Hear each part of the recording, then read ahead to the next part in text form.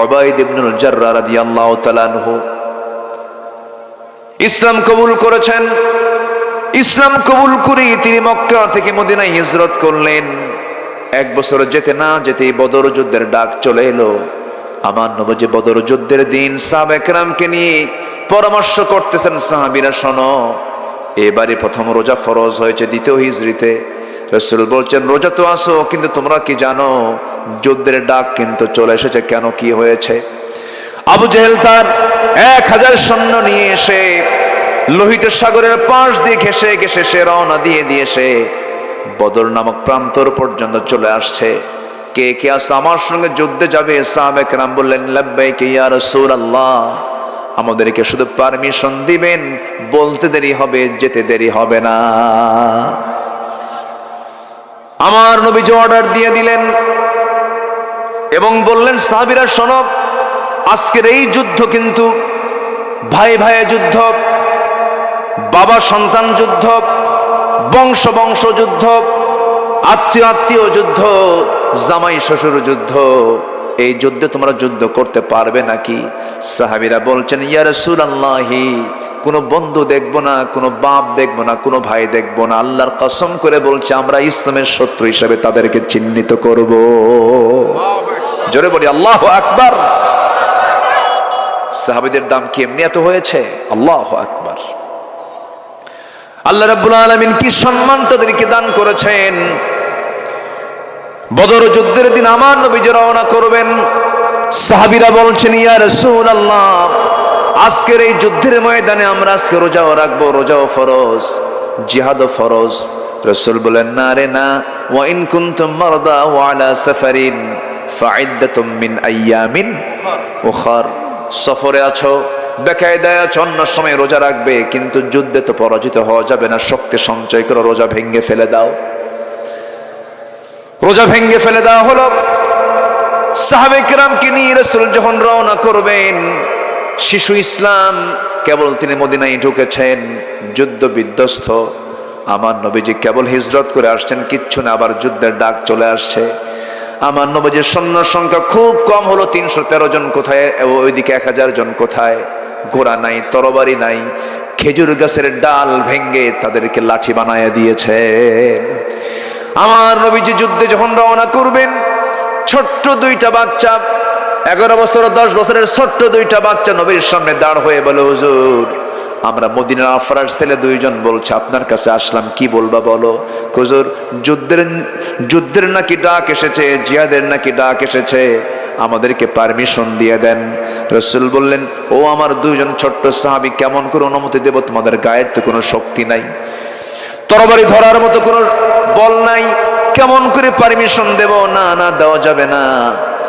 ছোট্ট ওই ছোট্ট 2টা ভাই, 2 জন ছোট্ট সাহাবীর মধ্যে বড়জন যে ছিল মা, সেও রাসূলকে লক্ষ্য করে বলছেন, ইয়া রাসূলুল্লাহ, আপনি যদি পারমিশন নাই দেন, তবে অন্তত আপনি আমাকে দেন, আমি ওর চাইতে বড় আছি, শক্তি আমার বেশি, হাত পা বড় আমার। ছোট্ট জন রাসূলকে লক্ষ্য করে বলছেন, হুজুর, আপনি যদি ওকে পারমিশন দেন, আমাকেও দিতে হবে, কারণ ও শুধু লম্বায় শুধু বড় হয়েছে, কিন্তু আমার মায়ের বেশি। আল্লাহু আকবার বলবেন না? আমার নবীজি মুস্কি হাসি মেরে বললেন, দেখি তোরা 2 জন কুস্তি লাগ। 2 জনকে কুস্তি লাগায় দিলেন। বড় জন ছোট জনকে নিচে ফেলে দিল।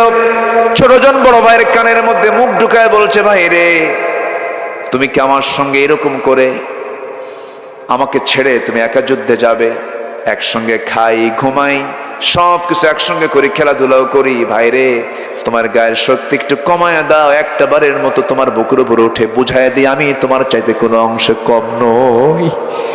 আমার নবীজি টের পেলেন, ছোট্ট 2টা বাচ্চাকে বুকের মধ্যে তুললেন, আরশের মালিকের দিকে তাকায়া, আসমানের দিকে তাকায় আল্লাহ রাসূল বলছেন, আয় আল্লাহ তাআলা, এই ছোট্ট 2টা বাচ্চার গায়ের শক্তি নাই, বয়সও নাই, কিন্তু ইমানের জোর আছে, আমি এই 2 জনকে পারমিশন দিয়ে দিলাম। সেই যুদ্ধের ময়দানে 313 জন সাহাবী রওনা করলেন। মদিনার মসজিদ থেকে রাসূল বের হলেন 80 মাইল দূরে। কত মাইল দূরে? 80 মাইল দূরে। কিছু কিছু সাহাবী হেঁটে হেঁটে চলে গেছেন, হেঁটে হেঁটে চলে গেছেন। রোজার মাস, খাবার নাই, কিচ্ছু নাই। আমার নবীজি সাহাবে কেরামকে নিয়ে সবেমাত্র কেবল মদিনায় ঢুকেছেন। না খাওয়া সাহাবী, দুর্বল সাহাবী, তাদেরকে নিয়ে যখন রওনা করলেন বদর প্রান্তরে, আমার নবীজি যাদেরকে নিয়ে দাঁড়ায় ছিলেন, সাহাবীরা বললেন, ইয়া রাসূলুল্লাহ, যুদ্ধ করতে আসলাম, কিন্তু যে জায়গা আমরা দাঁড়ায় আছি সেই জায়গাটা হলো বালুর জায়গা, বালুর মধ্যে হাঁটু পর্যন্ত গেড়ে যায়, কেমন করে হাঁটবো হুজুর? একটা আমাদের জন্য দোয়া করুন, আল্লাহ যেন সাহায্য নাজিল করেন। আমার নবীজি দোয়া করলেন, ওয়ালাকাদ নাসরাকুমুল্লাহু বিবাদরিন ওয়া আনতুম আযিল্লাহ, তোমরা অসহায় ছিলে, আল্লাহ রাব্বুল আলামিন বদর প্রান্তরে সাহায্য করেছেন, সরাসরি ফেরেশতা পাঠায়া দিয়েছেন। সঙ্গে সঙ্গে কি হলো? বৃষ্টি নাজিল হলো আকাশ থেকে। বৃষ্টি নাজিল যখন হলো বালুর উপরে, যখন বালুর উপরে যখন পানি পড়ে, বালুটা কি হয়? নরম হয় না শক্ত হয়? শক্ত হয়ে যায়, কদমটা মজবুত হয়ে গেল। কাফের মুশরিকরা যে প্রান্তে দাঁড়ানো ছিল সেই জায়গাটা ছিল এঁঠেল মাটির জায়গা, পিছলা জায়গা। বৃষ্টি যখন হলো কি হবে বলেন তো? পিছলা হয়ে গেল। আল্লাহর সাহায্য নাজিল শুরু হয়ে গেল, যুদ্ধ শুরু হয়ে গেছে। আমার নবীজি লক্ষ্য করে দেখছেন সাহাবীরা যুদ্ধেও সরাসরি তারা অংশগ্রহণ করেছে। সেই যুদ্ধের ময়দানে একজন দুজন না 14 জন সাহাবী শাহাদাত বরণ করেছেন। কতজন বলেন? 14 জন সাহাবী শাহাদাত বরণ করেছেন। কাফেরদের ভিতরে 70 জন মারা গেছে, আবার 70 জন বন্দী হয়েছে। সেই বন্দীদের ভিতরে আমার নবীজির অনেক আত্মীয় ছিলেন। আমার নবীজির সবচেয়ে বড় মেয়ের জামাই আবু সালমা ছিল, কি আবুল আস ছিলেন। আবুল আস আমার নবীর বড় মেয়ের জামাই। আমার নবীর আপন চাচা আব্বাস রাদিয়াল্লাহু আনহু, তিনিও তখন কাফের ছিলেন, তিনিও ছিলেন আবু জেহেলের নেতৃত্ব অবলম্বন করে যুদ্ধ করতে আসছিল। বদর যুদ্ধে কোনো নেতা কেউ জীবিত ছিল না, আবু জেহেল সহ সব নেতাগুলো বিদায় নিয়েছিল। আমার নবীজি বদর যুদ্ধের ময়দানে লক্ষ্য করলেন 14 জন সাহাবী দুনিয়া থেকে বিদায় নিয়েছেন। এর মধ্যে ওই যে ছোট্ট দুইটা বাচ্চা যুদ্ধের ময়দানে সবার সামনে দাঁড়ায় এক সাহাবীকে ডাক দিয়ে বলে, ও চাচা, কাফিরদের নেতাকে আবু জেহেলটা কই কই যে বসে আছে ঘোড়ার পিঠে? বলতে দেরি হলো, যেতে দেরি হলো না, সিংহের মতো গর্জন দিয়ে বাজ পাখির মতো উড়ন্ত হয়ে দৌড় মেরে দুজন চলে গেছে। দুজনের হাতে ছোট্ট তরবারি ছিল, ওরা টের পায় নাই। পজিশন নিয়ে আবু জেহেলের দুই পাশে দুজন দাঁড়ায় আছে। আবু জেহেল ঘোড়ার পিঠে বসেছিল। দুজন আল্লাহু আকবার বলে এত জোরে সজোর আঘাত করেছে। দুই আবু জেহেলের দুই পায়ে যখন আঘাত করেছে, ইতিহাস লেখে আবু জেহেল ওই যে ধরাশয়ী হয়ে জমিনে পড়ে গেছে। কোমর সোজা করে আবু জেহেল আর কোনোদিন দাঁড়াতে পারে নাই। জোরে বলি আল্লাহু আকবার। কিন্তু এইদিকে কাফেররা টের পেয়ে গেছে, বড় ভাই মুআজকে ধরে ফেলেছে। পিছন দিক থেকে একজন এসে তার ডান হাতে আঘাত করেছে। এক আঘাতে তার ডান হাতটা চামড়ার সঙ্গে ঝুলতে লাগলো, তরবারি ঝনঝন করে পড়ে গেল। লাফ মেরে গিয়ে আবার বাম হাতে তরবারি তুলে নিয়েছেন, যুদ্ধ চালাচ্ছেন, কিন্তু ডান হাতটা চামড়ার সঙ্গে ঝুলতেছিল। বারবার বাম হাতে সে ধাক্কা খায়, যুদ্ধে ডিস্টার্ব হয় মনে করে এক পর্যায়ে ডান হাতটা বাম পায়ের নিচে রেখে এত জোরে টান মারলেন, হাতটা ছিটকে পড়ে গেল। বাম হাতে যুদ্ধ চালালেন, বাম হাতে কেটে ফেলে দিল কাফেররা, ঝনঝন করে তরবারি পড়ে গেছে। মুআজ আর যুদ্ধ করবেন কি দিয়ে? হাতই তো নাই। একজন কাফের এসে গর্দান বরাবর আঘাত করলো, মস্তকটা ছিটকে পড়ে গেল। গোটা দুনিয়াবাসী ছোট্ট ওই বাচ্চা গোটা দুনিয়াবাসীকে বুঝায় দিল আল্লাহর জমিনে দিন কায়েমের জন্য এমন করে অনায়াসে জীবন দিতে হয়। যেরকম সুবহানাল্লাহ। ওই যুদ্ধের ময়দানে একজন সাহাবী, যে সাহাবীকে লক্ষ্য করে আমি এত দূর পর্যন্ত আসলাম, উবাইদ ইবনুল জাররাহ রাদিয়াল্লাহু তাআলা আনহু, যুদ্ধে গিয়ে দেখেন তার সামনে বাপ সামনে দাঁড়ায় আছে। বাপটাকে দেখে একটা বছর দেখা হয় না, বাপকে দেখেন না। ওবায়দা করলেন কি? তরবারি গুটায় নেন না, আমি আব্বাকে মারতে পারবো না। কয়েকবার ফেরত আসলেন, কিন্তু পরক্ষণেই মনে মনে ভাবলেন, না না, আমার জন্মদানকারী বাপ হতে পারে, কিন্তু সে তো ইসলামের দুশ্মন মনে করে আবার ইউ টার্ন করে তরবারিটা হাতের মধ্যে ওপেন করে নিয়া কোষবদ্ধ তরবারি কোষমুক্ত করে নিয়ে আল্লাহু আকবার বলে বাবার সামনে গিয়ে বাপকে বাপ না মনে করে শিরকের প্রতীক মনে করে গর্দান বরাবর হাঁকায়া দিলেন। বাপ দুনিয়া থেকে বিদায় নিল। যুদ্ধ শেষ হয়ে গেছে, সবার মুখে হাসি, মুসলমানরা বিজয় লাভ করেছে, কিন্তু ওবায়দার মুখে হাসি নেই। ওবায়দা কান্দে। বলা হলো ওবায়দা কান্দে কেন? সাহাবীরা বলছেন, ইয়া রাসূলুল্লাহ, ওবায়দার বাপ আজকে যুদ্ধে মরে গেছে, এই জন্য ওবায়দা কান্দে। রাসূল বলেন, আরে আমার প্রিয় সাহাবী, ওবায়দার বাপকে কে মেরেছে? হুজুর আমরা কেউ মারি না, ওবায়দা নিজে মারছে। আমার নবীজি দুটো হাত আগায় দিয়ে বলছেন, ও আমার ওবায়দার এই দিকে আয়, আমার বুকের মধ্যে আয়। বুকের মধ্যে রাসূল তাকে উঠে আনিয়ে বলছে, ওবায়দা আজকে তুমি যে আমলটা করেছো, আল্লাহর জান্নাত তোমার জন্য ওয়াজিব হয়ে গেছে। কুল ইন কানা আবাউকুম কুল ইন কানা আবাউকুম ওয়া আবনাউকুম কুল ইন কানা আবাউকুম ওয়া আবনাউকুম, তোমাদের সন্তান সন্ততি সাইয়েদনা আবু বকর সিদ্দিক রাদিয়াল্লাহু তাআলা আনহু যুদ্ধের ময়দানে গিয়ে যুদ্ধ করতেছেন। সেই সময় তার একটা ছেলে ইসলাম কবুল করে নাই। পরবর্তীতে সেই ছেলে যখন তার বাপকে বলছে, আব্বা যুদ্ধে আমি আপনাকে দেখেছিলাম কিন্তু আমি আপনাকে আঘাত করি নাই। এবার সাইয়েদনা আবু বকর বলেন, আল্লাহর কসম করে বলে সেই যুদ্ধে যদি আমি তোরে দেখতাম, তোরে আমি শেষ করে দিতাম। আল্লাহু আকবার বলেন। সন্তান আগে না আল্লাহ আগে? সন্তান আগে না রাসূল আগে? বাপ আগে না ঈমান আগে? ঈমান আগে। ইব্রাহিম আলাইহিস সালাতু ওয়াস সালাম বাপের কথা শুনেছেন? আজ থেকে শুনেছেন? বাপ তো মূর্তি বানাতো, মূর্তি পূজা করতো, বলতো বাবা এগুলো বানা। কেন? আমি এগুলো বানাই না, আমার রব বানান লাগে না, আমার রব এমনি আছে। আল্লাহু আকবার বলেন। আমাদের রবকে বানাতে হয়? আমাদের রব আছে না নাই?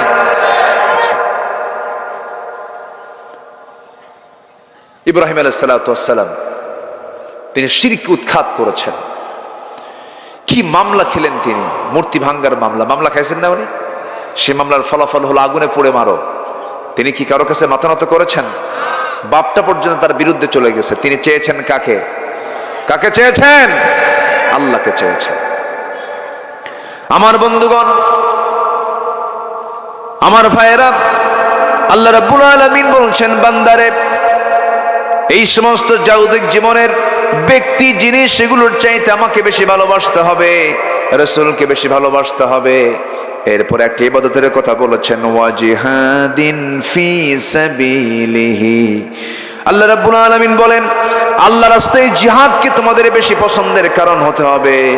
এরপর আল্লাহ পাক বলছেন, কর শব্দ প্রয়োগ করে, ফাতারাব্বাসু হাত্তা ইয়াতিয়াল্লাহু বিআমরিহি ওয়াল্লাহু লা ইয়াহদিল কওমাল ফাসিকিন। জোরে বলুন আল্লাহু আকবার। এরপর আল্লাহ রাব্বুল আলামিন বলছেন, যদি তোমরা না করো, আল্লাহর আযাবের অপেক্ষা করো। আল্লাহ তাআলা ফাসিকদেরকে কখনো হেদায়েত দেন না। ফাসিকদের হেদায়েত কি আল্লাহর কাছে আছে নাকি? আল্লাহর কাছে নাই। সেই জন্য আমরা সাহায্য চাইবো কার কাছে? আসতে বলবেন না, কার কাছে? আমার জীবনে একমাত্র বন্ধু তিনি আমার কে? আল্লাহ ছাড়া কোনো বন্ধু আছে নাকি? আল্লাহ ছাড়া কোনো বন্ধু হতে পারে না। কারণ দুনিয়ার যা কিছু দেখতেছি সমস্ত বন্ধুগুলো ক্ষণিকের। একমাত্র পার্মানেন্ট বন্ধু তিনি আমার একজন, তিনি আমার কে? বউ আমার আপন না, হেরে যাবে। সন্তান আমার আপন না, হেরে যাবে। ভাই আমার আপন নয়, হেরে যাবে।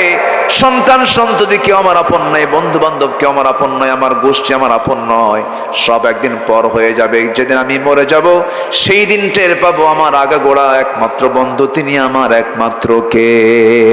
إن الحمد لله الأكرم الذي خلق الإنسان وكرم وعلمه من البيان ما لم يعلم فسبحان الذي لا يحصى امتنانه باللسان ولا بالقلم نشهد أن لا إله إلا الله وحده لا شريك له ونشهد أن سيدنا وحبيبنا ومولانا محمدا عبده ورسوله الذي أرسله بالحق بشيرا ونذيرا وداعيا إلى الله بإذنه وسراجا منيرا فقد قال الله تعالى في كلامه المجيد وفرقانه الحميد أعوذ بالله من الشيطان الرجيم بسم الله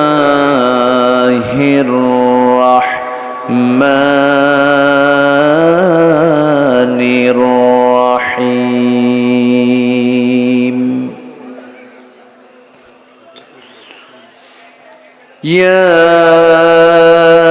أيها الذين آمنوا لا تتخذوا آباءكم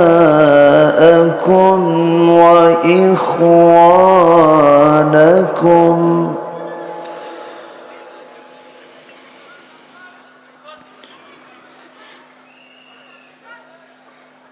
لا تتخذوا آباءكم وإخوانكم أولياء إن استحبوا الكفر على الإيمان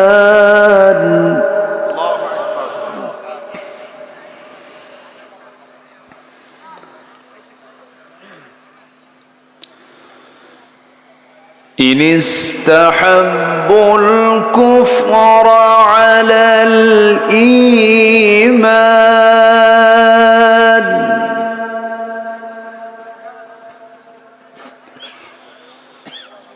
ومن يتولهم منكم فأولئك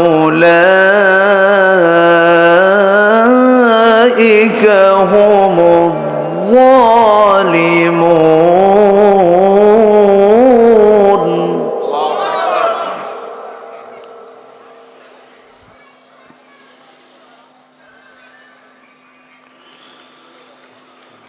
قل إن كان آباؤكم وأبناؤكم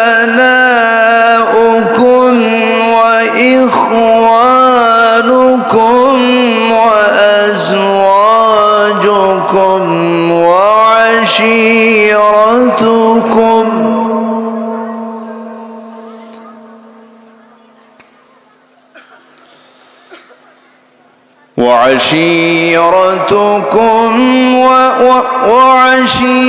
وعشيرتكم وأموال اقترفتموها وتجارة تخشون كسادها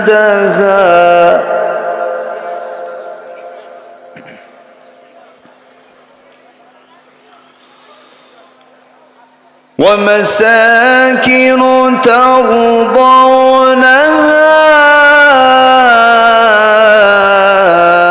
أحب إليكم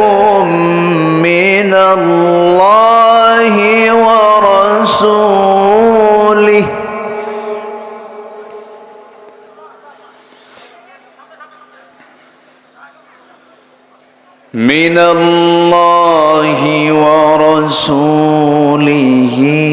وجهاد في سبيله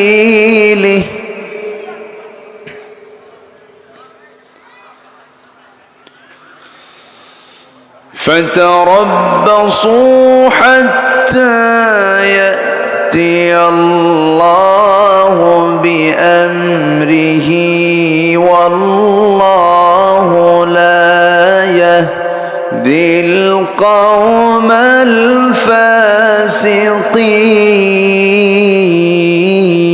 الفاسقين. الله أكبر.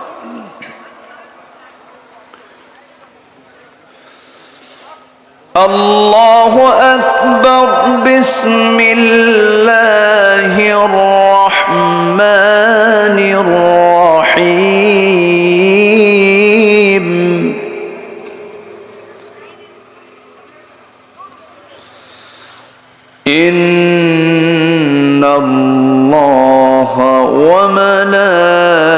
وملائكته يصلون على النبي يا أيها الذين آمنوا صلوا عليه وسلموا تسليما اللهم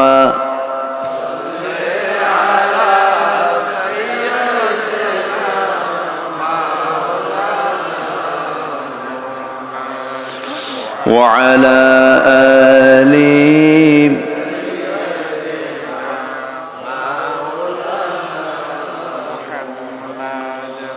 একটু মোহাব্বত দিয়ে নবীর প্রেমে মাতোয়ারা হয়ে জবান খুলে আওয়াজ দিয়ে সবাই বলুন আল্লাহুম্মা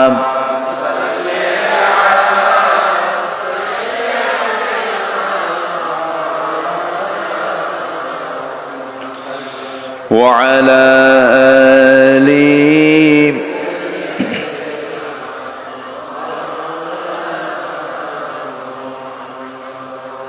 সবাই বলুন বালাগাল উলা বিকামালিহি কাশাফাত তুজা বিজামালিহি حسنت جميع خصاله صلوا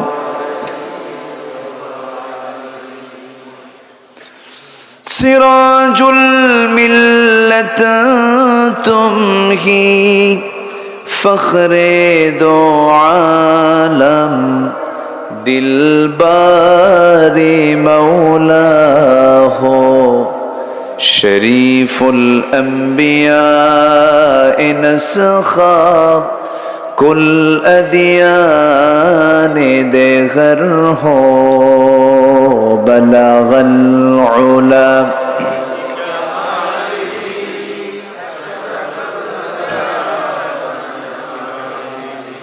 حسنت جميع خصاله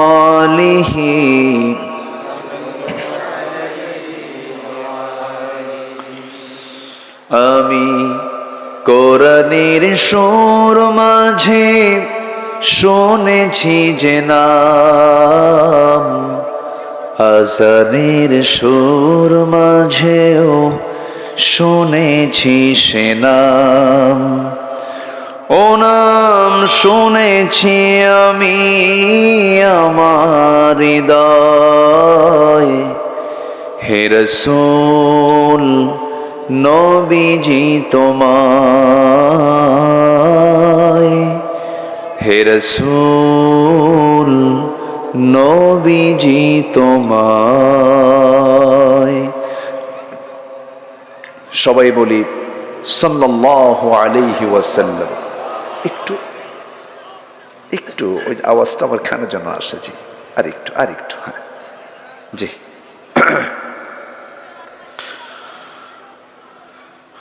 বৃহত্তর নোয়াখালী অঞ্চলের ফেনী জেলার ছাগলনাইয়া উপজেলার দক্ষিণ যশপুর ফরয়জিবাড়ি নুরানি হাফিজে মাদ্রাসা মাহফিল ইন্তেজামি কমিটি কর্তৃক আয়োজিত নবম বার্ষিকী ওয়াজ মাহফিল 2025 মহৎ আয়োজনের সম্মানিত সুযোগ্য সভাপতি বিশিষ্ট সমাজসেবক ইসলাম দরদী ব্যক্তিত্ব শিক্ষাবিদ জনাব ইউসুফ মজুমদার আজকের মাহফিলের বরেণ্য অতিথি হাফিজ মাওলানা মুফতি শাহজালাল মাদারীপুরী উপস্থিত হাজারাত উলামায়ে কেরাম ফদালায়ে ইজাম সুশীল সমাজ জাতির শ্রেষ্ঠ সন্তান শিক্ষক মণ্ডলী আজকের মাহফিলের প্রধান আকর্ষণ যাদেরকে নিয়ে আজকের এই সাজানো গোছানো বর্ণাঢ্য আয়োজন তাওহীদের পতাকাবাহী, কালিমার ঝান্ডাবাহী, দ্বীন ইসলামের নরসারদুল বীর মুজাহিদ, প্রাণ প্রিয় সম্মানিত দ্বীনী ভাইরা, আড়ালে বসে আছেন শ্রদ্ধেয়া সম্মানিতা মা বোনেরা, আলোচনার সূচনায় আনুষ্ঠানিকতার মধ্য দিয়ে আমার পক্ষ থেকে আবারও দিল খোলা সালাম, আসসালামু আলাইকুম ওয়া রাহমাতুল্লাহি ওয়া বারাকাতুহু।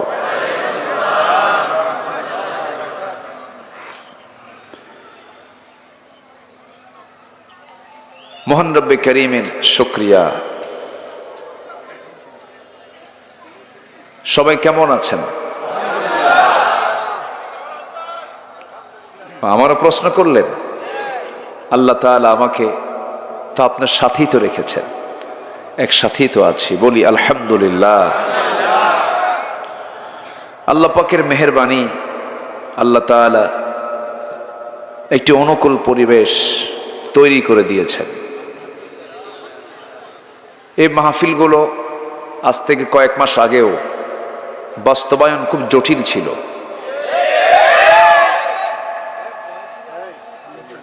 মাহফিল কমিটি এতটাই বিব্রত অবস্থায় পড়তেন, মাহফিল হবে কি হবে না এটার জন্য থানায় যাওয়া লাগতো, থানায় পারমিশন নিতে হতো। থানা বলতো এসপি অফিসে যান, এসপি বলতো ডিসি অফিসে যান। কমিটির এই দৌড়াদৌড়ি করতে জুতার তলা ক্ষয় হতো, তাও মাহফিলের পারমিশন মিলত না। এখন উল্টাই থানা থেকে ফোন আসে, কমিটিকে ফোন দিয়ে বলে কিছু লাগবে কি? ঠিক আছে না? আল্লাহ পাকের মেহেরবানি যে মহান আল্লাহ সুবহানাহু ওয়া তাআলা এমন সুন্দর একটা আয়োজনে, অনুকূল পরিবেশে, প্রশস্ত চিন্তা নিয়ে, মুক্ত মনে এমন একটি পরিবেশে আসার বসার তৌফিক দিয়েছেন। কালিমাতুশ শুকর আদায় করি, মুহাব্বাতান বলে উঠছি আলহামদুলিল্লাহ। আবারও বলছি আলহামদুলিল্লাহ।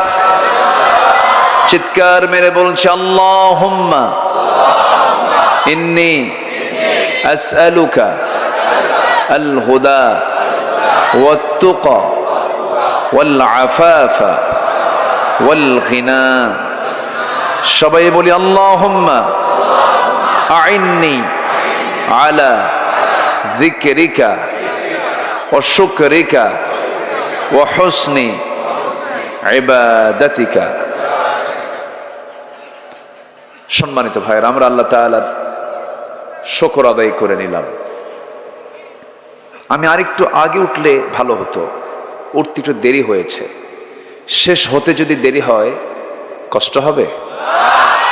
আমাকে সময় দেওয়া যাবে তো? এই উপজেলার নাম কি? ছাগল নাইয়া না সল নাইয়া, ভালো করে কবেন কিন্তু। সাগর নাইয়া। হ্যাঁ, তো ছাগল এটার প্রাণীর নাম। এটা কিসের নাম? প্রাণীর নাম। খুব সোজা জাত না এটা? খুব ভালো কথা শোনে না? শোনে। কিন্তু এই ছাগলটা হচ্ছে এমন একটা প্রাণী যে প্রাণীর সাথে পৃথিবীর সকল নবীর সম্পর্ক ছিল। কি ঠিক আছে না? সকল নবীর সম্পর্ক ছিল এই ছাগলের সাথে।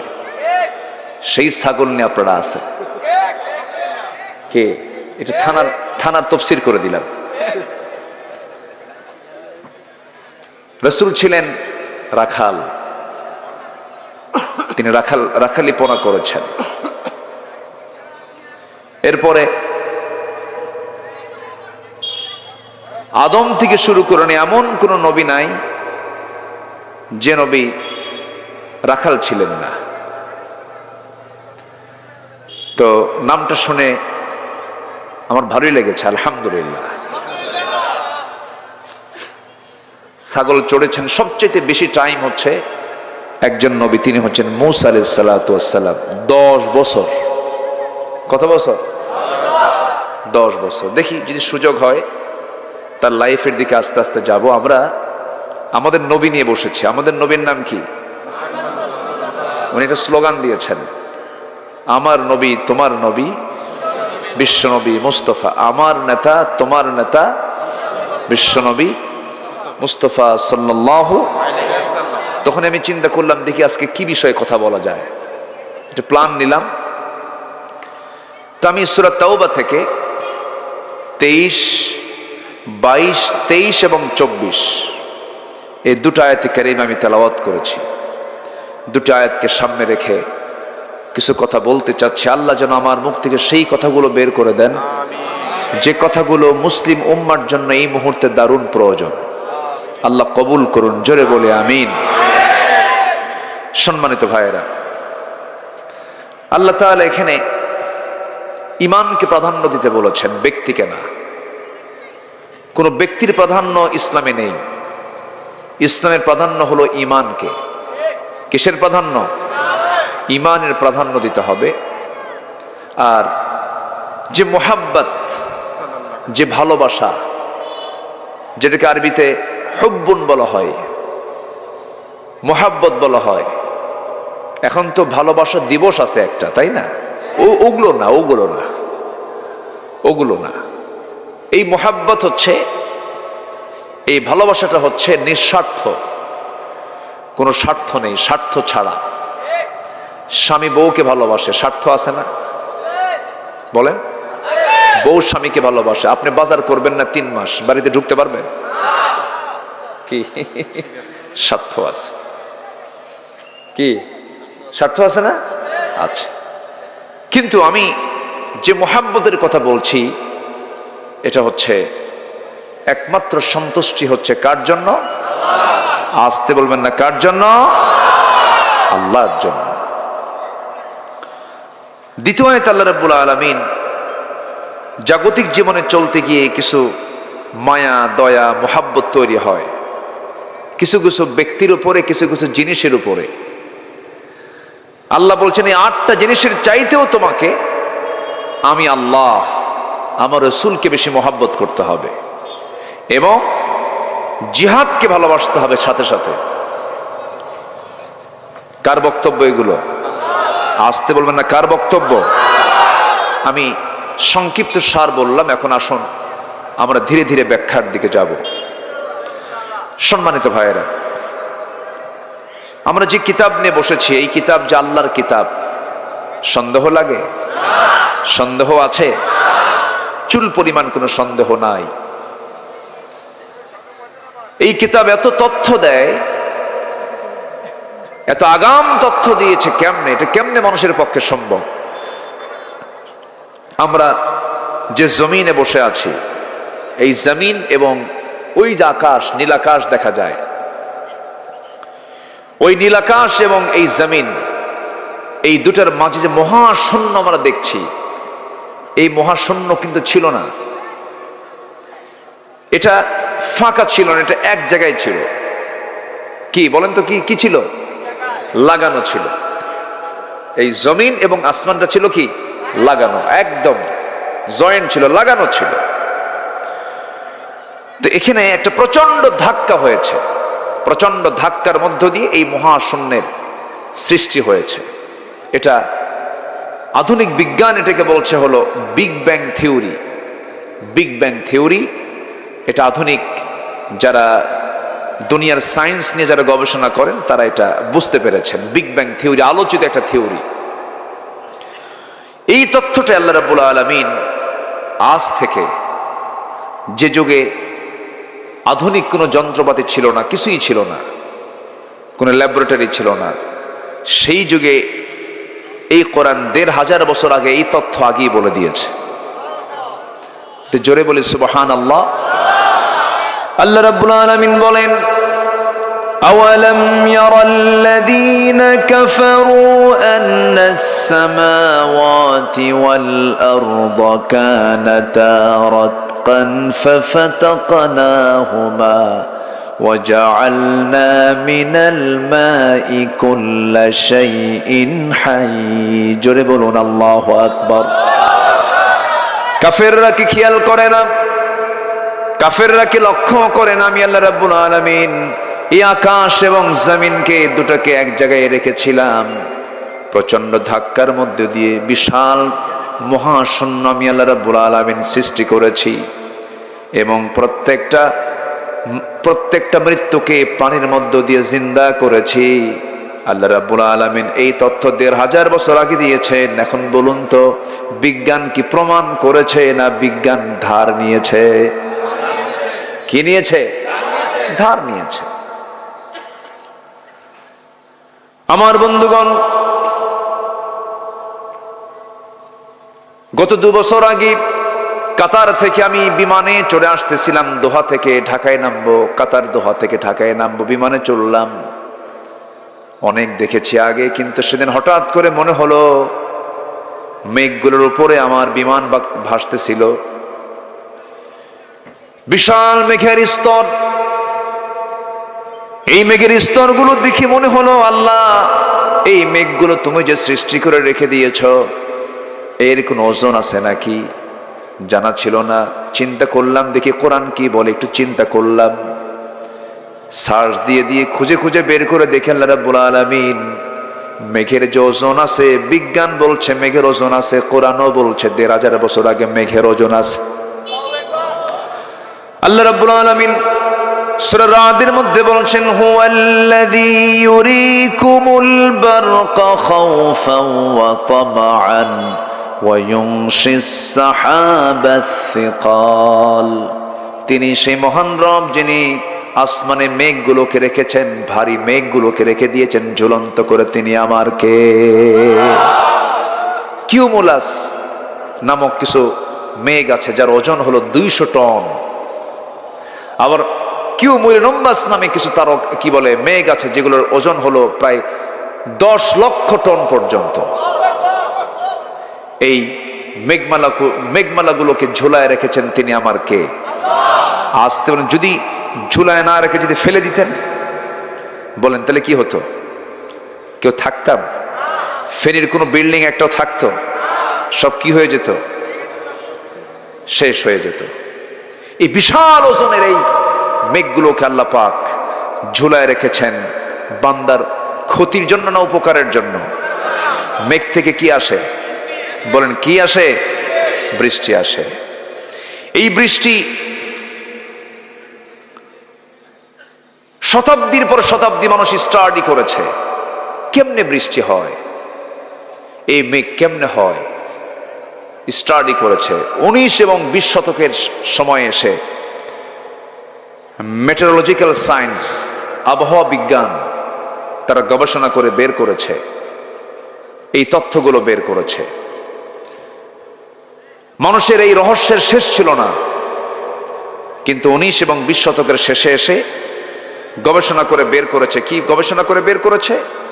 বৃষ্টির জন্য প্রথমে বায়ুর প্রবাহ সৃষ্টি হয়। কিসের প্রবাহ? বায়ুর প্রবাহ। এরপরে সেখানে মেঘের স্তূপীকরণ, এরপর সেই ঘনীভবন থেকেই বৃষ্টির মূল রহস্য উন্মোচিত হয়। এটা বিজ্ঞান, মেটেরোলজিক্যাল সায়েন্স, আবহাওয়া বিজ্ঞান এটাকে গবেষণা করে বের করেছে। বিস্ময়কর ব্যাপার হলো, এই তথ্যটাই সেম আল্লাহ পাক বলে দিয়েছেন আরো ১৫০০ বছর আগে। জোরে বলে সুবহানাল্লাহ।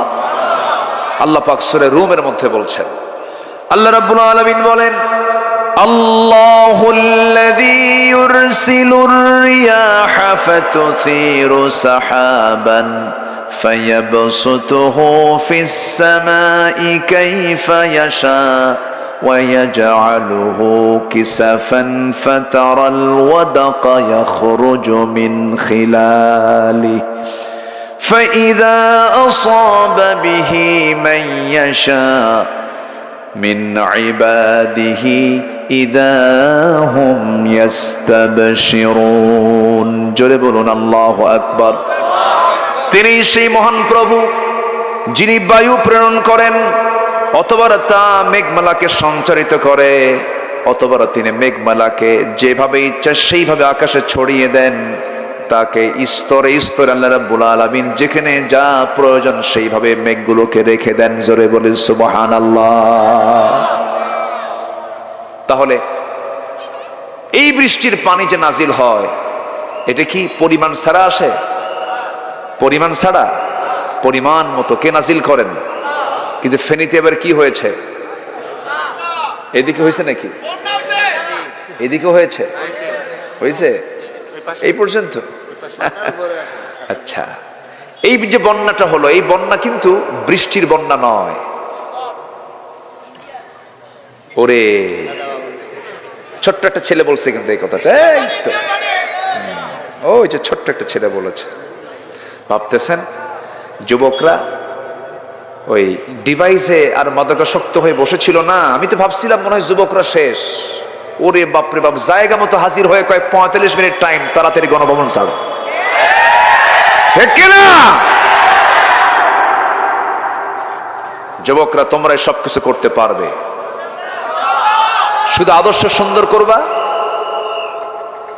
গার্লস স্কুলের সামনে যে ইতিমের মতো বসে দেখা যাবে না, আকাম কুকাম করা যাবে না, ঠিক আছে না? এত সুন্দর মানুষ, আমি খুবই খুশি হয়েছি। পূর্ব ফেনী আর পশ্চিম ফেনীর মধ্যে কিছু তফাত আছে না? একটু তফাত, সংস্কৃতির একটু তফাত আছে, একটু ভিন্নতা আছে। আপনাদের মধ্যে মিষ্টি ভাবটা বেশি, আলহামদুলিল্লাহ। আল্লাহ কবুল করুন, জোরে বলি আমিন। এই যে বন্যাটা হলো, এটা হলো উজানের পানি বাঁধকে হঠাৎ খুলে দেওয়ার জন্য এটা হয়েছে। পৃথিবীর কোন নদী আইনে নেই যে নদীর উজানে বাঁধ দেবে। এই বাঁধগুলো সৃষ্টি হয়েছে 71-এর পরে। 71-এর আগে সাহস পায় নাই, কারণ বোম্বিং করে উড়ে দেওয়া হতো সে সময়, ঠিক কিনা? সাহস পায় না। 74-এ ফারাক্কা বাঁধ হয়েছে। আমি ফারাক্কাবাদে গিয়েছি, দেখেছি আমি ফারাক্কার চিত্র। আপনাদের এখান থেকে কিন্তু খুব কাছেই ত্রিপুরা, না? খুবই কাছে, ভাষারও কিছু মিল আছে। ত্রিপুরার আগরতলা এয়ারপোর্ট আজ থেকে আমি আরো 8-10 বছর আগে গিয়েছিলাম। তো কিছু স্ট্রাকচার আমার চিত্রটা জানা আছে। হঠাৎ করে উজান থেকে পানি মানে হলো একটা বাঁধের মুখ তারা খুলে দিয়েছে। বাঁধের মুখ খুললে যা হয়, তাহলে এটা কি আল্লাহ দিয়েছেন না এটা বান্দার সৃষ্টি?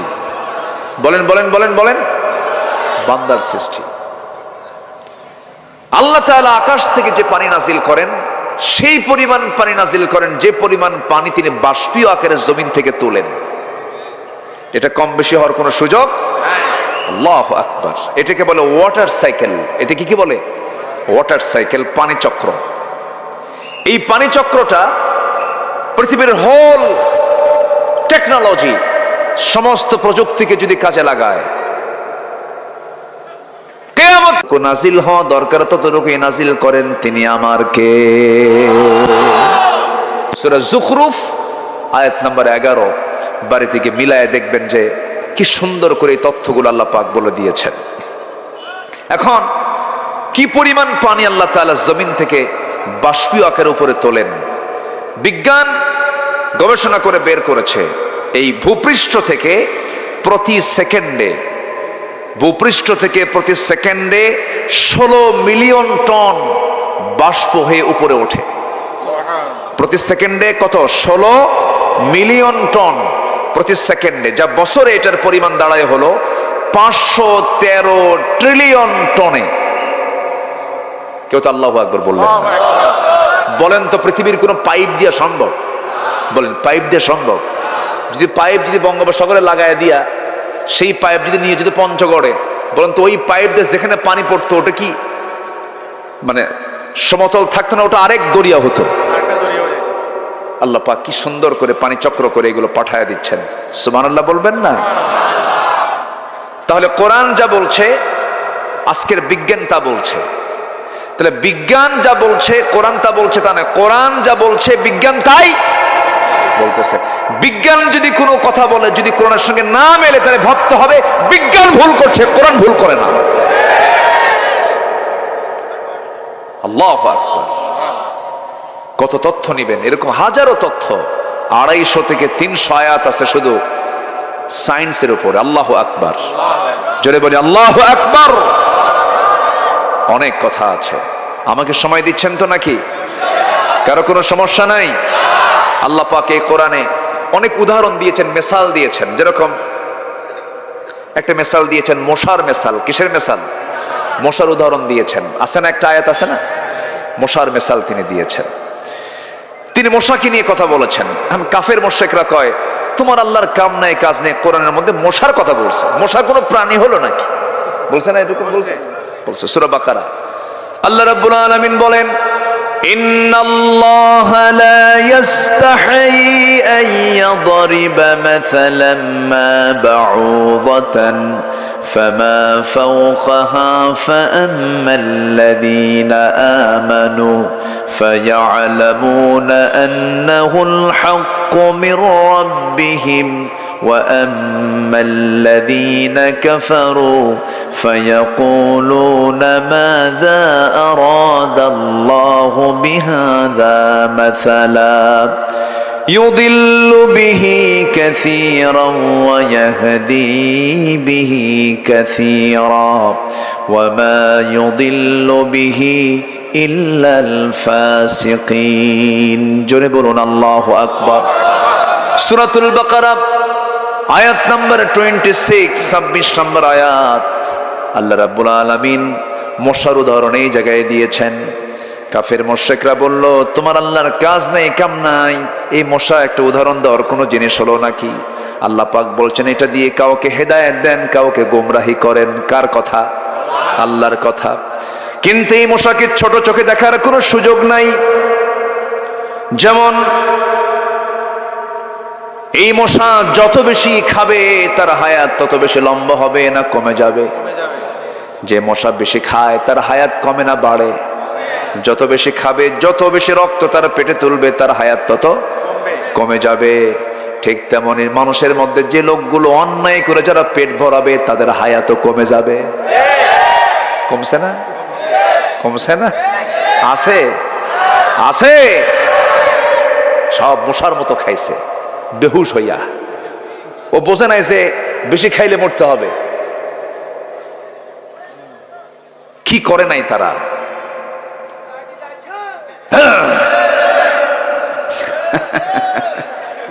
শুধু আমি ওয়াজ করি, সাথে জনগণ দেখে ওয়াজ করে। সম্মানিত ভাইয়েরা, 11 লক্ষ কোটি টাকা দেশ থেকে পাচার করেছে ওরা। 11 লক্ষ কোটি টাকা। পুকুর চোর না সাগর চোর? বলেন পুকুর চুরি না সাগর চুরি? সাগর চুরি। কম করে নাই, অনেক কিছু করেছে ওরা। কিন্তু ফলাফল কি হলো? ফলাফল তো জিরো হয়ে গেল। সালমান এফ রহমান লজ্জায় মাথা নিচু হয়ে যায়। তার চেহারার দিকে তাকালে মনে হয় জিব্রাইল নাজিল হয়েছে। চিন্তা করুন, বাঁচার জন্য সম্পদ আপনার কি কাজে লাগলো? বাঁচার জন্য সে দাড়ি কাটছে। হ্যাঁ, রাসূলের সুন্নাহ, এটা কি নবীর মোহাব্বত? ওর কি নবীর মোহাব্বত হয়েছে? দাড়ি কাটছে। দাড়ি কেটে লুঙ্গি, পায়জামা খুলে লুঙ্গি পরছে, পাঞ্জাবি খুইলা গেঞ্জি পরছে, মাথার সাদা চুল কালো বানাইছে, দাড়িটা কাইটা একদম মুড়িওয়ালা বা তরকারিওয়ালা হয়েছে। কথা বোঝেন নাই? চললো নৌকায়, নৌকার ভেড়ে না। আইনমন্ত্রীকে দেখে কোস্টগার্ড বলছে স্যার চিনছে আপনারা, চলেন থানায় যাই। আইনমন্ত্রী কয় আমি কি এখানে একা আসছি? আমি যে জামাতের সাথে আসছি। কিসের সাথে? হ্যাঁ। কে তোমার সাথে আসছে? কই যে দেখা যায়? ওই যে বলতেছে ওটা তো দেখা যায় না, মাথার চুল কালো। লোকটা কে? মুখে দাড়িও নাই। ভালো করে দেখো, ওটাই দরবেশ।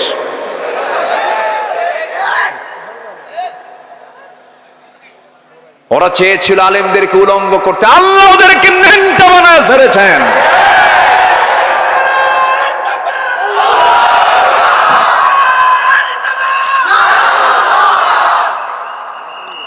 সম্মানিত বন্ধুগণ, সম্মানিত ভাইয়েরা, আলেমদের সম্মান রক্ষার দায়িত্ব কার? আসতে বলবেন না কার? একজন নবী যিনি খুব রাগী ছিলেন, আল্লাহর সঙ্গে ডাইরেক্ট কথা বলতেন, সেই নবীর নাম কি? ওরে বাড়ি কি আশেপাশে নাকি? এত জোরে বললেন যে? আল্লাহু আকবার। খুব পাওয়ারফুল নবী ছিলেন, খুব পাওয়ার। এই নবীর বিরুদ্ধে একবার ফেরাউন করলো কি, একটা অভিযোগ দিল। কি অভিযোগ দিল? শারীরিক ত্রুটির একটা অভিযোগ দিল। ওটা নবী যদি হয় ওরকম ত্রুটি হবে কেন? কি ত্রুটি? ত্রুটিটা হলো একদম গোপন জায়গার কথা বলছে। বলল যে মুসার অন্ডকোষ একটা ছোট একটা বড়। কি কথা কি বুঝতেছেন? সহি বলো না কিন্তু এটা। বলল যে এটা ছোট একটা বড়। বলেন তো এই নবীর কানে যদি এই সংবাদ যায় যেটা নাই ওনার, তাহলে কিরকম রাগ হতে পারে ওনার? বলেন তো। এই নবী কি মেজাজি কম না মেজাজি বেশি? খুব রাগ ছিল তার। তিনি যখন খেপে যেতেন চুলগুলো খাড়া হয়ে টুপি ভেদ করে চলে যেত, এত রাগ ছিল তার। এই রাগগুলো সব লেগেছে হলো ফেরাউনের বিরুদ্ধে। রাগের দরকার আছে না নাই? আছে। আল্লাহর পয়গম্বর মুসা ইসলাম যখন শুনলেন যে তার বিরুদ্ধে এই অভিযোগটা দিয়েছে, শারীরিক ত্রুটির অভিযোগ দিয়েছে, উনি বললেন, আল্লাহ শোনো, আমি তোমার নবী, তো আমার তো মান সম্মান আছে। এই যে একটা অপবাদ সে দিল, আমার তো আল্লাহ সব ঠিকই আছে, তুমি তো ঠিকই করছো, তো এটা তো আমার দুর্নাম হয়ে যাচ্ছে। পৃথিবীতে যত পয়গম্বর এসেছেন সমস্ত পয়গম্বররা হচ্ছেন সবচেয়ে সুন্দর মানুষ, শক্তিশালী মানুষ। আল্লাহ পাক আমার নবীকে 100 জন জান্নাতি পুরুষের সমান শক্তি দিয়েছিলেন। তো বললেন, আল্লাহ শোনো, ফেরাউন আমার বিরুদ্ধে যে প্রপাগান্ডা চালাচ্ছে এটার একটা ফয়সালা তুমি করো। আল্লাহ বলেন, তুমি চিন্তা করো না, ফয়সালা করে দিচ্ছি। এই পয়গম্বর খুব ডাইরেক্ট কথা বলতেন, মানে কথার মধ্যে একটা রসকস কম ছিল। আল্লাহ একদিন বলেন, আল্লাহ মুসা ইযহাব ইলা ফিরআউনা ইন্নাহু তাগা, তুমি একটু ফেরাউনের কাছে গিয়ে কালিমার দাওয়াত দাও। কাল্লা, আমি তো যাব, কিন্তু আমার জিহ্বা তো পারে না। কেন? কই একটা হয়ে যায় আরেকটা, তো করতেই কাম সারা, জিহ্বা খাটো, তুমি যদি ঠিক করে দাও তখন যাব। আল্লাহ বললেন, ঠিক আছে, ঠিক করে দিলাম। রব্বি ইশরাহ লি সাদরি ওয়া ইয়াসসির লি আমরি। ঠিক হলো। এবার আল্লাহ বলছেন, শোনো, দাওয়াত দিতে নিয়ে যেন কোনো ভুল না হয়, একটু সুন্দর করে নরম সুরে কালিমার দাওয়াত দিবা। উনি বলছেন, আল্লাহ এই কাজ তো আমি পারবো না, আমার কথা ডাইরেক্ট, আমি ওরকম করে পারি না। তবে আমার ভাই, বড় ভাই হারুন, ও খুব মিষ্টভাষী, ও খুব সুন্দর করে কথা বলতে পারে। আল্লাহ বলছেন, তোমার ভাইয়ের যখন তুমি প্রশংসা তোমার মুখ দিয়ে করেছো, এই মুহূর্তে তোমার ভাইকেও আমি আল্লাহ নবুয়ত দিয়ে দিলাম। তিনি এমন নবী ছিলেন যার শ্বশুরও নবী ছিলেন, তার ভাইও নবী ছিলেন, তার ভাগিনা একজন নবী ছিলেন। আল্লাহু আকবার বলেন। মোট নবী কয়জন? শ্বশুর নবী, নিজে নবী, ভাই নবী, ভাগিনা নবী। আল্লাহু আকবার। নবী পরিবার দিছেন, কালিমার দাওয়াত রওনা দিলেন। আল্লাহ বলেছেন নরম সুরে কালিমার দাওয়াত দিবে। তিনি যে ডাকতেছেন, ফেরাউন, ফেরাউন বের হয়েছে। বের হয়ে বলে, এই মুসা কি কও? আল্লাহ আমারে পাঠায় দিছে, তুই তাড়াতাড়ি কালিমা পড়ে মুসলমান হও। কে তুমি আসছো? তোমার সাথে এটা কে? এটা আমার ভাই হারুন, সে আল্লাহর নবী। ফেরাউন কয়, তোমার আল্লাহর কাজ নাই কাম নাই, একই করে দুই নবী পাঠাইছে না? বলেন তো এই কথা শুনলে কি নবীর রাগ উঠবে না? হাতে লাঠি বের করেছেন। প্রচন্ড রাগী ছিলেন তিনি, প্রচন্ড রাগ ছিল তার মধ্যে। সেই নবী গোসল করতে গেছেন একদিন, তো উনি একটা পানির মধ্যে নামবেন। ওই সময়ের শরিয়া, ওই সময়ের সিস্টেম অনুযায়ী উনি করলেন কি, পায়জামাটা খুললেন, খুলে রেখে নামলেন পানিতে। গোসল করতে নিয়েছেন, গোসল করলেন। গোসল করে ওঠার পরে ওই রেখে দেওয়া পায়জামাটা আবার পড়বেন তিনি, কিন্তু পায়জামার উপরে, পায়জামার নিচে পাথর ছিল, সেই পাথরকে আল্লাহ পাক জিন্দা বানায় দিলেন। বললেন, পাথর তুই মুসার লুঙ্গি নিয়ে দৌড় মার। সুবহানাল্লাহ বলবেন না? মুসার লুঙ্গি নিয়ে কি কর? দৌড় মার। মারছে দৌড়। সেই দৌড় না সেই দৌড়। মুসা আলাইহিস সালাতু ওয়াস সালাম হাতে ছিল তার লাঠি, তিনি যে উলঙ্গ আছেন এটা তার সেন্সেই ছিল না, আল্লাহ পাক তার জেহেন থেকে সরায়া দিয়েছেন। এবার হলো কি, তিনি ওই লুঙ্গি নেওয়ার জন্য পিছে পিছে দৌড়ান, পাথরও দৌড়ায়, খেপে গিয়ে রেগে গিয়ে বলছে, পাথর থেমে যা, আমার তো লুঙ্গিটা নেওয়া দরকার। উনি লুঙ্গির পিছনে দৌড়াচ্ছেন, পাথর হুকুম মানতেছে কার? আরো জোরে বলবেন কার? আমার এই মাটির দেহে প্রাণ দিয়েছেন কে? আসতে বলবেন না কে? আল্লাহ দিয়েছেন। তিনি কি পাথরে প্রাণ দিতে পারেন না? পারেন না? চলতেছে চলতেছে, তিনিও পিছে পিছে চলতেছেন, কিন্তু তার খেয়াল নাই তিনি উলঙ্গ হয়ে আছেন। সোজা গিয়ে ওই পাথরটা থেমে গেছে সেই জায়গায়, যে জায়গায় ফেরাউন তার মন্ত্রী পরিষদ বর্গ নিয়ে মিটিং করতেছে। ঠিক সেই জায়গায় গিয়ে পাথরটা থামছে, তিনিও গিয়ে সেখানে গিয়ে থামছেন। ফেরাউন আপদমস্তক সব দিকে নজর দিয়ে দেখে না, সব কিছুই ঠিক আছে, মিছা কথা। আল্লাহু আকবার বলবেন। কি কথা কি বোঝা গেল?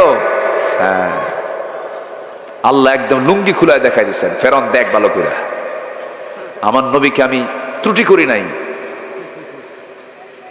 আলেমদের ইজ্জত নিয়ে রাখ ছিনিমিনে খেলেছিল, আল্লাহ এদেরকে ধ্বংসের দিকে ঠেলে দিয়েছেন। সম্মানিত ভাইয়েরা, আল্লামা সাইদির মতো মানুষ, আল্লাহু আকবার, হাত দিল কোথায়? এটা কি হাত দেওয়ার জায়গা? হাতটা দিল কোথায়? এত বড় একটা রত্ন, এত বড় একটা সম্পদ, এই সম্পদকে কেমনে তারা হাত দিল? শেষ পর্যন্ত জেলটা খাটলেনি তিনি। আমি 2009 সালে একসঙ্গে আমার হজ ছিল ওনার সাথে। 2009 সাল আমার জীবনের প্রথম হজ, ওনার জীবনের শেষ হজ। তো ওনাকে বলা হলো, হুজুর আপনি যাবেন না দেশে। কেন? মামলা হচ্ছে, ট্রাইব্যুনাল গঠন হচ্ছে, আপনি গ্রেফতার হয়ে যাবেন, আপনাকে জেল খাটতে হবে। উনি মুস্কি হাসি মেরে বললেন, সাইদি কি ভয় পায়? সাইদি পৃথিবীর কাউকে ভয় পায় না। আমার দেশের জনগণ নির্যাতন ফেস করবে আর আমি আরামে থাকবো না, প্রয়োজনে জেল খাটবো, বাতিল শক্তির কাছে মাথা নত করবো না। দেশে ফিরেছেন বীরের বেশে, দুনিয়া থেকে হাসি মুখে বিদায় নিয়েছেন। কি মুখে? কি মুখে? হাসি মুখে বিদায় নিয়েছেন, কারোর সামনে মাথা নত করেননি। হিন্দুস্তানের প্রেসক্রিপশনে তাকে যে শহীদ করা হয়েছে, যারা তার হত্যার সঙ্গে জড়িত, প্রতিটি হত্যাকারী শাস্তি বাংলার জমিনে হওয়া দরকার। রাজি আছেন কারা কারা?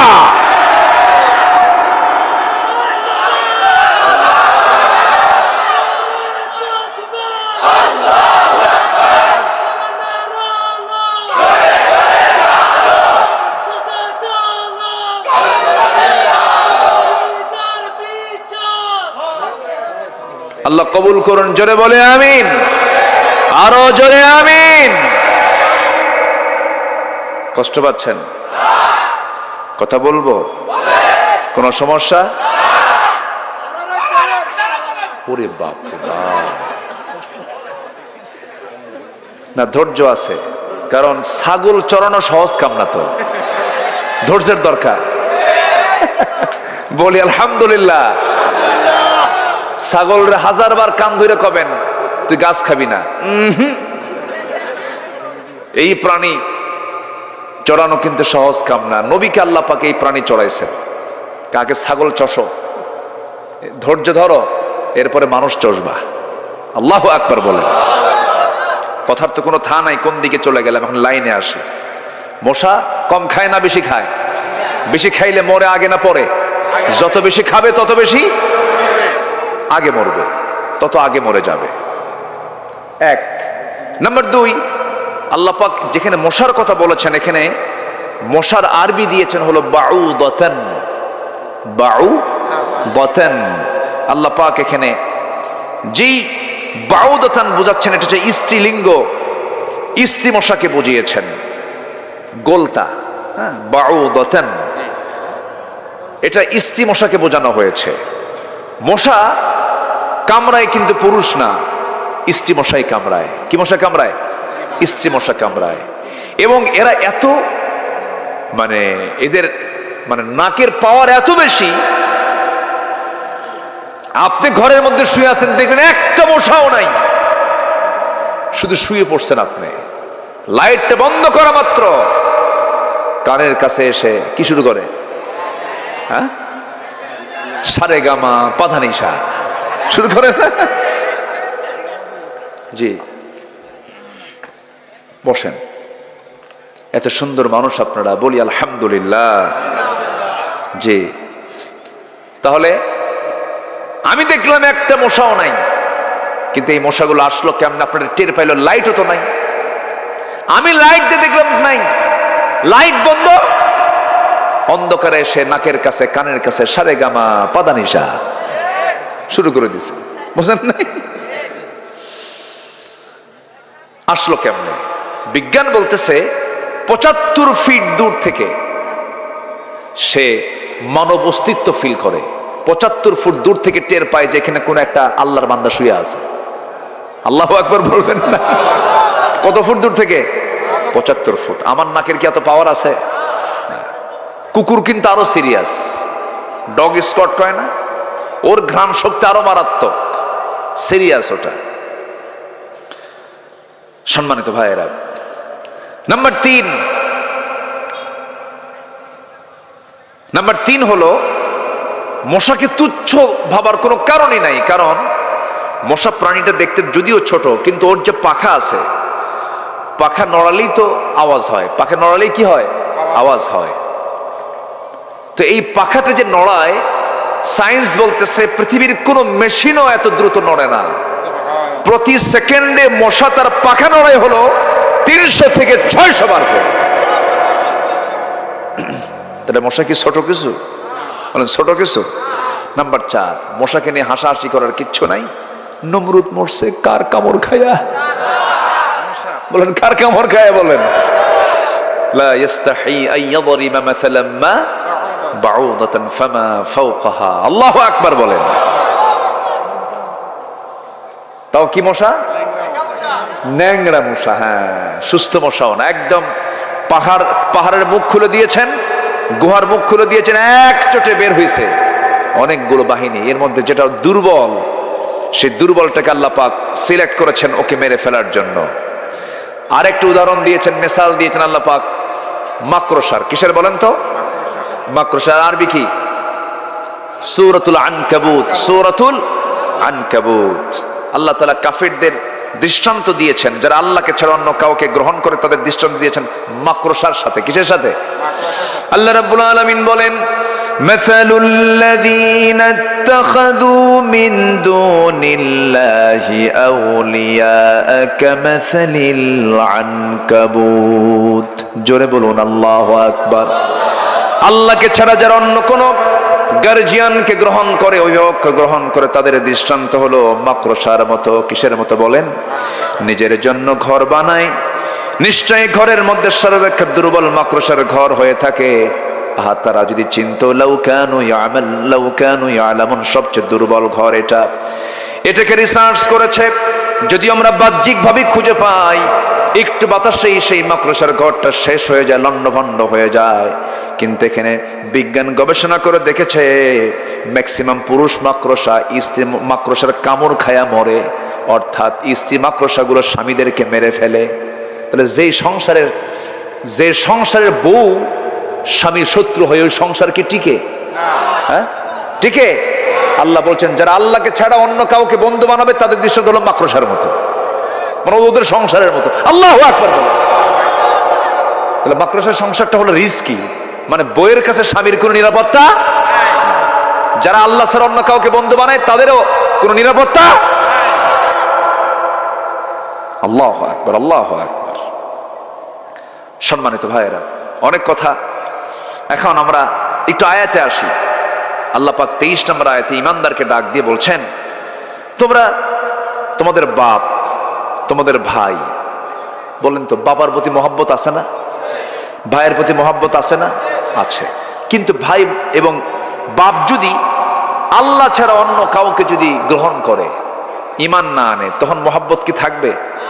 মহাব্বত রাখা যাবে? ঈমান আগে না মহাব্বত আগে? বলেন ঈমান আগে না মহাব্বত আগে? মহাব্বত আগে, এটা মাথায় রাখতে হবে। আমি কি শেষ করে দেব? ওই যে যাচ্ছে যে, ধরেন তো। ও আচ্ছা, যে ওই যে একটু নাম্বার তুলছে, নাম্বার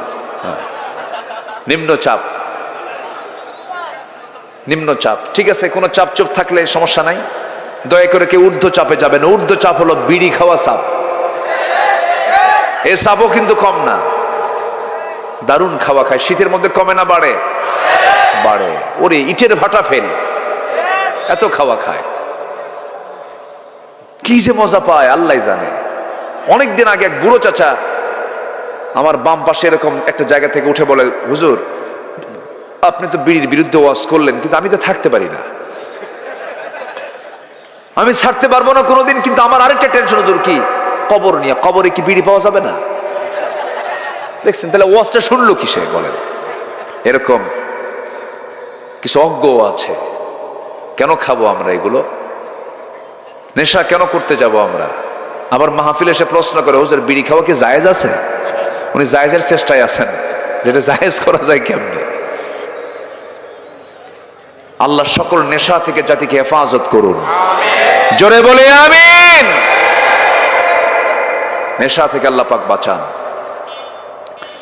আমার বন্ধুগণ, একটু কান লাগাবেন। সকল কিছুর উপরই ঈমানকে প্রাধান্য দিতে হবে। বাপ বলেছে ঈমান ছাড়ো, শুনবো না। ভাই বলেছে ঈমানটাকে ছেড়ে দাও, শুনবো না। কারণ সবার কিছুর আগে আমার হলো ঈমান, আমি আল্লাহকে বেশি ভালোবাসবো। কিন্তু যারা ওমাইয়াতাওয়াল্লাহুম মিনকুম, যারা ঈমানকে বাদ দিয়ে যারা ওই সমস্ত ভাই এবং বাপদেরকে যারা গার্জিয়ান বানাবে, মুরব্বী বানাবে, আল্লাহ পাক বলছেন এই সমস্ত বান্দাগুলোই হলো জালিম। একই পরিবারে এক বাবার 4 ছেলে, 4 ভাই, 4 জন 4 দল করে, 4 জন 4 দল করে। যখন যে সরকার ক্ষমতায় আসে বলে, ভাই তোমার দল তো এখন আসছে ক্ষমতায়, এখন আমাদের চালাও তুমি 5 বছর। আসে না নাই? আসে না নাই? আসে না নাই? এটা কি ঈমানের লক্ষণ না জালিমের লক্ষণ? ঈমানের লক্ষণ না মুনাফিকের লক্ষণ? মুনাফিকের লক্ষণ। সম্পর্ক হবে কার জন্য? আবার সম্পর্ক ভাঙবে কার জন্য? কাউকে দেওয়া হবে কার জন্য? কাউকে দেওয়া হবে না কার জন্য? আল্লাহর জন্য। ফাকাদ ইস্তাকমালাল ঈমান। আল্লাহ রাব্বুল আলামিন এবার বলছেন দ্বিতীয় আয়াতে, হে জানায়ে দেন, কুল ইন কানা আবাউকুম ওয়া আবনাউকুম ওয়া ইখওয়ানুকুম ওয়া আজওয়াজুকুম ওয়া আশীরাতুকুম وأموال اقترفتموها وتجارة تخشون كسادها ومساكن ترضونها أحب إليكم من الله ورسوله وجهاد في سبيله فتربصوا حتى يأتي الله بأمره والله لا يهدي القوم الفاسقين। জোরে বলুন আল্লাহু আকবার। হে রাসূল, আপনি বলে দেন 8টা জিনিসের চাইতেও বেশি প্রিয় হতে হবে আল্লাহ এবং তার রাসূল এবং জিহাদকে বেশি মহব্বত করতে হবে। সে 8টা জিনিসের 1 নাম্বার হলো তোমাদের পিতা। তোমাদের কি? 1 নাম্বার হলো বাবা, নাম্বার 2 হলো তোমাদের সন্তান, নাম্বার 3 হলো তোমাদের স্ত্রী, নাম্বার 4 হলো তোমাদের গোত্র, নাম্বার 5 হলো তোমাদের সম্পদ যা তোমরা অর্জন করেছো, নাম্বার 6 হলো বাসস্থান, নাম্বার 7 হলো ওই সমস্ত বাসস্থান যে সমস্ত বাসস্থানগুলোকে তোমরা খুব প্রিয় মনে করো। আমার ভাইয়েরা, বাড়ির প্রতি টান আছে না নাই বলেন? আসতে বলবেন না, আছে না নাই? ব্যবসার প্রতি টান আছে না নাই? আছে। ব্যবসার প্রতি টান আছে, মালের প্রতি টান আছে, নিজের বংশের উপরে টান আছে। আল্লাহ বলছেন পিতা, সন্তান, স্ত্রী, গোত্র, সম্পদ, ব্যবসা, ঘর বাড়ি সব কিছুর চাইতে বেশি প্রিয় হতে হবে এক নাম্বার কাকে? কাকে প্রিয় মনে করতে হবে? আল্লাহকে। আমার ভাইরা, সাহাবীদের জীবনের দিকে তাকান। একজন সাহাবীর কথা মনে হয়ে গেল, এই জন্য সে আল্লাহর ডাক যখন দিবেন সেইটাকে সাড়া দেব। আজান হবে, কোথায় যাব? আসতে হলো না, কোথায় যাব? 5 ওয়াক্ত নামাজ পড়বেন কারা কারা? একটু হাত তোলা দেখান তো দেখি। জোরে বলি ইয়া আল্লাহ, আরো জোরে ইয়া আল্লাহ, আরো জোরে ইয়া আল্লাহ। আমাদেরকে 5 ওয়াক্ত সালাত আদায় করার তৌফিক তুমি আল্লাহ দিয়া দাও। জোরে বলি আমিন, আরো জোরে আমিন, আরো জোরে আমিন। কষ্ট পেলেন? কষ্ট পেলেন? এই নামাজ রাষ্ট্রীয় পর্যায়ে কায়েম হোক, সবাই চান না? সবাই চান না? কিন্তু এই দেশের কিন্তু অনেক লোক চায় না, আছে না নাই? যে মুসলমান ইসলাম চায় না, যে মুসলমান রাষ্ট্রে নামাজ কায়েম হোক চায় না, ওকে নতুন করে ঈমান আনতে হবে, নতুন করে ঈমান আনতে হবে। সম্মানিত ভাইয়েরা, আমাদেরকে কত গালি দিয়েছে। 16 বছর খালি বলছে রাজাকার। কি বলছে? রাজাকার। কেন? আমরা ইসলাম চাই, আমরা কোরআন চাই, এটাই হচ্ছে আমাদের দোষ। কিন্তু আল্লাহর কি ফয়সালা, সে রাজাকার শব্দটিকে আল্লাহ পাক ব্র্যান্ড বানায় দিলেন। আমি কে, তুমি কে, একদম গোটা দেশ হয়ে গেল। সম্মানিত ভাইয়েরা, অহংকার করা যাবে না। শুধু বলেছে রাজাকারের নাতিপুতিরা চাকরি পাবে, শুধু এতটুকুন বলেছে। এটা কি বিনয়ের কথা না অহংকারের কথা? বিনয়ের অহংকার। রাজাকারের নাতিপুতি কি আল্লাহর বান্দা না? আল্লাহর বান্দা কি না? যদি কেউ ভুল করে তার দোষ কি তার সন্তানকে দেওয়া যাবে? দেওয়া যাবে? ধরেন দোষ করছে, তার দোষ কি সন্তানের হবে, নাতির হবে? এই সমস্ত কথা হলো অহংকারের কথা। অহংকার আসবে যখন, পতন হবে তখন। তাই তো হয়েছে। ওরা ভেবেছিল যে কে আছে, কিন্তু সবার উপরে কে আছেন? আসতে বলবেন না, কে আছেন? আল্লাহ যখন ধরেন উপায় নাই। ফেরাউনকে ধরেছেন কে? ফেরাউনকে কে ধরছেন? ফেরাউন তার ক্ষমতাকে পাকাপোক্ত করার জন্য নিজের বউকে পর্যন্ত হত্যা করেছে। চিন্তা করা যায়? নিজের বউ। বলেন তো, চেয়ারম্যান বড় না চেয়ারম্যানের বউ বড়? হ্যাঁ, কিচ্ছু কয় না। বউ বড়? ওরে বাপরে বাপ, এটা বিশাল ব্যাপার।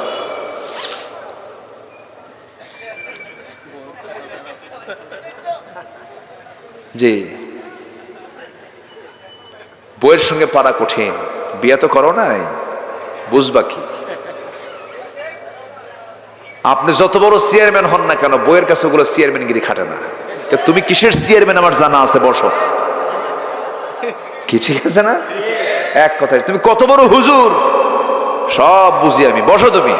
কি কথা কি বুঝতেছেন? এই হলো আসিয়া।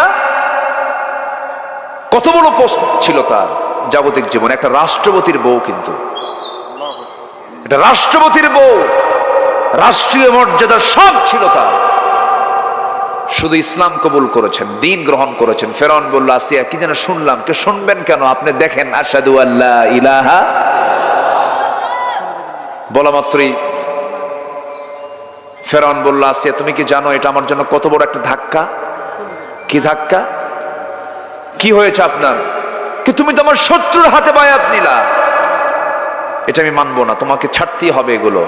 আসিয়া বললেন, আমার প্রতি অত্যাচার যত বাড়াবেন আমার ঈমান তত মজবুত হবে, আমার ঈমান তত মজবুত হয়ে যাবে। ফেরাউন শেষ পর্যন্ত মন্ত্রী পরিষদ বৈঠক করলো, হামানদেরকে, ওয়া হামানা ওয়া জুনুদাহুমা, সবাইকে নিয়ে ডাক দিয়ে বসলো, কি করা যায়? আসিয়া তো এই জাতীয় আচরণ করতেছে, সে তো ইসলাম কবুল করে ফেলেছে। হামান বলল, বুকের শত্রু বড় শত্রু, ওকে শেষ করে দেন।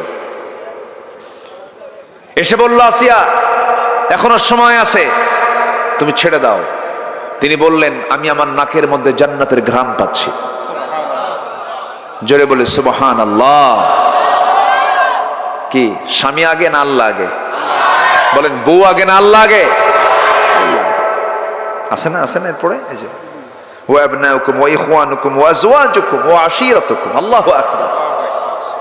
শেষ পর্যন্ত আসিয়া আলাইহিস সালাম মৃত্যুর মুখোমুখি হয়ে গেলেন। জল্লাদ করাত নিয়ে সামনে দাঁড়ায় গেছে, ভয়ঙ্কর করাত নিয়ে সামনে দাঁড়ায় গেছে, দু টুকরা করে তাকে শেষ করে দেওয়া হবে। শেষবারের মতো ফেরাউন এসে বলল, আসিয়া আমার যৌবন তোমার কাছে, তোমার যৌবন আমার কাছে, তুমি আমার স্ত্রী, আমি তোমাকে কত দাম দিয়েছি, একটাবারের মতো আমার দিকে তাকাও, জীবন যাচ্ছে, সংসারে চলে যাচ্ছে, একটাবার তুমি আমার দিকে তাকায়া তুমি ছেড়ে দাও। তিনি বলছেন, শোনেন আমার স্বামী, আপনি আমাকে যে ব্যাপারে আপোষ করতে বলছেন, এই ব্যাপারে কোনো আপোষ করা যাবে না, কারণ আমি আমার সব বন্ধুত্ব আমি বর্জন করতে পারি, কিন্তু আমার আল্লাহর বন্ধুত্ব আমি ছাড়তে পারবো না। দুনিয়ার সব ছেড়ে দেব, কিন্তু আমি আমার আল্লাহকে কখনো ছাড়বো না। আসিয়া আলাইহিস সালাতু ওয়াস সালাম এই আয়াতের বাস্তব প্র্যাকটিক্যাল করে দিলেন। কি সুন্দর না? কি বাস্তবতায় তিনি মিলে গেলেও তার জীবন, যখন জল্লাদ তার সামনে যখন হাজির হয়ে গেছে, তোর কি বলে করাত নিয়ে যখন দাঁড়ায় গেছে, সেই সময় আসিয়া আলাইহিস সালাতু ওয়াস সালাম শেষবারের মতো আল্লাহকে সুন্দর করে তিনি জিজ্ঞাসা করছেন, আল্লাহ আমি তোমার কাছে কিচ্ছু চাই না। এমন সুন্দর দোয়া করলেন, সেই দোয়া করেছেন তিনি 4000 বছর আগে, আর আল্লাহ রাব্বুল আলামিন কোরআনের মতো কিতাবে 1500 বছর আগে তা কোট করে দিয়েছেন। জোরে বলেন সুবহানাল্লাহ। তিনি যে দোয়াটা করেছেন সেই দোয়া হলো, রব্বি বিনিলি ইনদাকা বাইতান ফিল জান্নাতি ওয়া নাজ্জিনি মিন ফিরআউনা ওয়া আমালিহি। সূরা তাহরীম পড়বেন সবাই, সূরা তাহরীম। সেই জায়গায় এই আসিয়া আলাইহিস সালাতু ওয়াস সালামের একটা দোয়ার কথা আসছে, তিনি দোয়া করতেছেন, আল্লাহ তাআলা রব্বি বিনিলি ইনদাকা বাইতান ফিল জান্নাহ, তুমি আমার জন্য বানায় দিবা বাইতান, এক বচন না বহু বচন, এক বচন, বাইতান বুয়ুতুন বহু বচন। তিনি ঘর চেয়েছেন দুইটা না একটা, একটা ঘর চেয়েছেন, তুমি আমাকে একটা ঘর দিয়ে দিবা। জান্নাতে তো ঘরের সংখ্যা অনেক থাকবে, মন যা চাবে তাই পাবে, কিন্তু তিনি আল্লাহর কাছে জান্নাত চাচ্ছেন হলো একটা ঘর। কিন্তু তিনি তার দোয়াটা কত সুন্দর দোয়া, তিনি বলছেন, আল্লাহ তুমি আমাকে একটা ঘর দিবা, কিন্তু সেই ঘরটা হওয়া চাই তোমার ঘরের দেওয়ালের সাথে। জোরে বলেন সুবহানাল্লাহ। ওয়ানাজ্জিনি মিন ফিরআউনা ওয়া আমালিহি, এবং ফিরআউনের অপকর্ম থেকে তুমি আল্লাহ আমাকে বাঁচাও, আমি আর থাকতে চাই না, আমি তোমার কাছে চলে যেতে চাই। আল্লাহু আকবার বলেন। আমরা কাকে বেশি ভালোবাসবো? আজ তোমার কাকে বেশি ভালোবাসবো? আল্লাহকে। আজান হয়ে যাবি, আজান হওয়ার সঙ্গে সঙ্গে নামাজে দাঁড়িয়ে যাব, মসজিদে চলে যাব। আল্লাহ বলছেন, বান্দারা তুই কি জানিস, তুই আমার জন্য মসজিদের সঙ্গে তোর দিলটা লটকায় রাখবি, আমি তোর জন্য আরশ আজিমের ছায়া তোর জন্য বরাদ্দ রেখে দেব। নামাজ 5 ওয়াক্ত সবাই কি পড়তে রাজি আছেন? আবার হাত তুলে দেখান দেখি। জোরে বলি ইয়া আল্লাহ, আরো জোরে বলি ইয়া আল্লাহ, আরো জোরে ইয়া আল্লাহ। আমাদেরকে 5 ওয়াক্ত সালাত আদায় করার তৌফিক তুমি আল্লাহ দিয়া দাও। জোরে বলি আমিন, আরো জোরে আমিন। হাত নামান। আসেন দোয়া করি। হ্যাঁ, দোয়া করবো না? তাহলে চলে যাই, তাও না? খুব সুন্দর বলি আলহামদুলিল্লাহ। শীতের রাত তো, কিছু কিছু ভাই চলেও যাচ্ছেন, সবাই থাকুন। আমাকে মাহফিল কমিটি একটু বলেছেন না, কই উনি কোথায়, একটু বলেছিলেন, কি যেন আমাকে বললেন যে একটু শেষের দিকে গিয়ে আপনি একটু মাদ্রাসার জন্য একটু বলবেন। আমি মাদ্রাসার জন্য সবার কাছে 3টে জিনিস চাচ্ছি। নাম্বার 1, যে মাদ্রাসা গড়ে উঠেছে এই মাদ্রাসার জন্য সবাই দোয়া করবেন না? এত আসতে বললেন কেন, শত্রুতা আছে নাকি? দোয়া করবেন সবাই? জোরে বলি ইনশাআল্লাহ।